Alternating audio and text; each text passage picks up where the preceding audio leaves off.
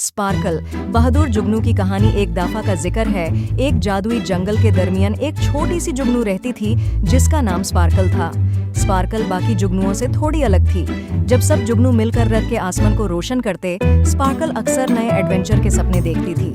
एक शाम जब जंगल के सारे जानवर सो रहे थे, स्पार्कल ने एक गिलहरी के रोते हुए आवाज सुनी। ये सैमी था जो हमेशा मुस्कुराता रहता था, मगर आज बहुत परेशान लग रहा था। क्या हुआ सैमी? स्पार्कल ने पूछा। उसकी रोशनी हल्का सा टिमटिमाई। मेरी एकॉर्न का स्टैश खो गया है, सैमी उदासी से बोला। सर्दियां आने वाली हैं और मेरे पास कुछ भी खाने को नहीं होगा। स्पार्कल की रोशनी और ज्यादा चमकने लगी। परेशान मत हो सैमी, मैं तुम्हारी मदद करूंगी। और दोनों निकाल पड़े। स्पार्कल अपनी रोशनी से रास्ता दिखाते हुए चल रही थी। उन्होंने झाड़ियों के नीचे, दरख्तों के पीछे और खोखले ट्रंक्स के अंदर तक तलाश किया।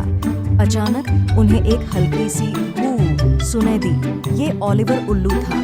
तुम दोनों इतनी रात को क्या कर रहे हो? ओलिवर ने अपने पर्च से उतर कर पूछा। सैमी के अकाउंट खो गए हैं, स्पार्कल ने समझाया। ओलिवर ने सोचा और बोला, मैंने सुबह एक रैकून को अकाउंट लेकर पुराने ओक ट्री की तरफ जाते देखा था, शायद वहां मिल जाएं। शुक्रिया ओलिवर, स्पार्कल ने खुशी से कहा। दोनों पुराने ओक ट्री की तरफ भाग पड़े। जब वहां पहुंचे तो देखा कि अकाउंट का एक ढेर ट्री के पास था, लेकिन उसको एक मिस्चीवस रैकून रस्टी गार्ड कर रहा था। ये मेरे अकाउंट हैं, सैमी चिल्लाया। रस्टी मुस्कुरा कर बोला, फाइंडर्स कीपर्स। स्पार्कल छोटी सी होने के बावजूद बिल्कुल नहीं डर रही। वो रस्टी के पास गई और अपनी रोशनी और ज्यादा चमकाई।